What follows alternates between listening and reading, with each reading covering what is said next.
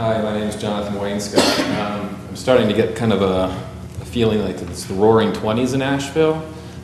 We've seen so much prosperity in the last, 5, 6, 7 years, but we're not keeping up with being able to pay for all of these things. See, a lot of these projects aren't even done yet, and this is money that the bonds are paying for work that's already been done. I totally understand taking the construction loan and sort of refinancing it into the mortgage, which is essentially what we do on these capital improvement projects. That all makes sense, but what doesn't make sense is how much money we're spending and how effective some of these things are.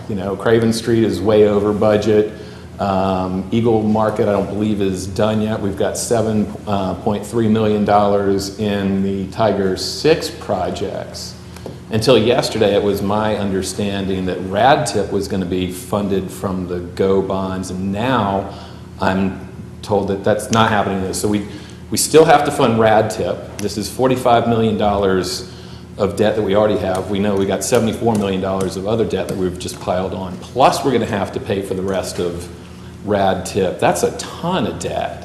And so even though it may be cheap for us to pay it back, the principal is incredibly high. I'm really concerned that our GO bonds, that are backed by property taxes, if we're doing that when we're setting the property taxes in this boom era, what happens when property values decline and our tax base falls from that? We're going to have to raise our tax rates up in order to pay for these bonds. This seems like a really precarious situation.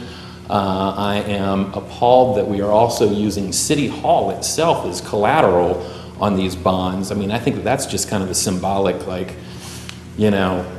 we got to lean on our own City Hall to do this, to pay for stuff that's already been done and stuff that is yet to be completed.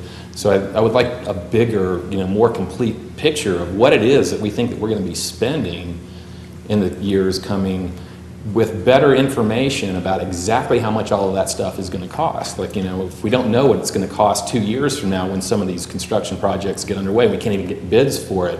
This is so much money. That's what concerns me. Not the issuance of a bond right now to consolidate debt. That makes sense, but the amount of principal that we have doesn't make sense, and what we're going forward. I don't know if the GO bonds would have passed if the public knew that we already had this much debt in the first place and we were so far away from completing the projects that we've started. So that causes me quite a bit of concern. Thank you.